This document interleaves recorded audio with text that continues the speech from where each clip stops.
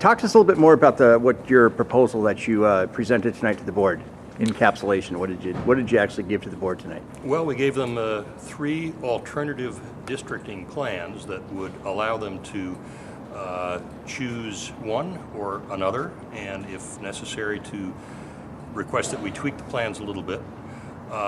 2 of the plans, I should say all of the plans, are designed to create 3 majority Hispanic trustee areas out of the 7, which corresponds roughly to 3/7 of that Hispanics are of the population. Mm-hmm.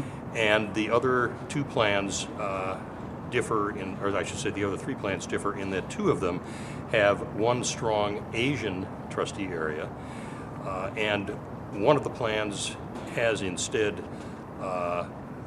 two strong, I should say 2 influence Asian areas versus 1 strong Asian area. You had talked about in regards to how you wanted to make sure that every incumbent had their own specific district, and since so many of them live within a few square mile area, and if you take a look at the map, I mean it's all over the board. I think you mentioned it to like a chicken or a rooster, or? Well, if you look at the plan just in terms of its shape, it looks, like I said, it looks like an eagle that needs to go on a diet, or a chicken with attitude. Kind of like it's like a falcon. Yeah, like a falcon.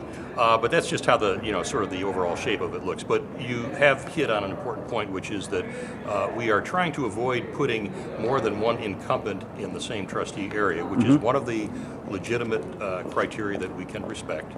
And the rationale for that, of course, is that this current board of trustees are people who have been elected by the voters, and it does not make sense to draw boundaries in such a way as to put one of them or several of them together and essentially create a situation where one of them would have to retire. How did you get hired for the position for this? How did your firm get selected? We were asked to submit a proposal with a price. All right. We did, and I believe that there were several prospective vendors who were reviewed, and ours was chosen. And in regards to the terms of your contract, what exactly is it as far as your payment is concerned? Because I haven't had a chance to check with the Superintendent I have to check Lacey. with the budget office. It's basically we are obliged to come up with the plans.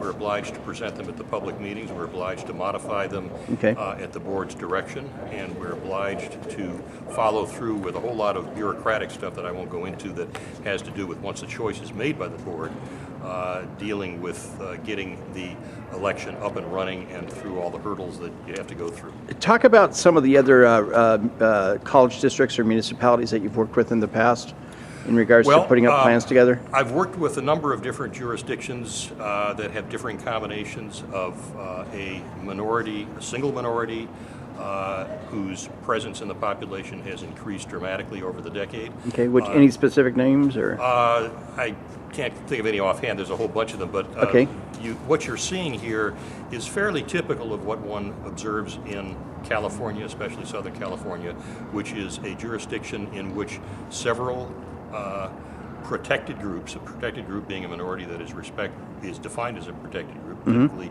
Hispanics, Asians, African Americans, who are growing in the population, some of whom are disproportionately concentrated in the youthful ages, so they don't have as many of their population of voting age. Some of them, not all yet citizens, so they may have not as many voting age citizens as there are voting age persons. And so all of the demography is changing kind of the mix of who is eligible to vote and just how strong any particular group is in the electorate. Did you anticipate having any particular public comment done tonight, or were you surprised that they basically said we're not going to take public comment tonight, we're just going to go ahead and basically receive and file the report and then go to the next particular meeting, correct? I don't think that's an accurate depiction of what they said. What they said was this is a lot of information to absorb. We'd like to think it over, and we would like to come forward with some other questions at the next meeting. There will be another meeting. Okay. And I think this is something where it's important for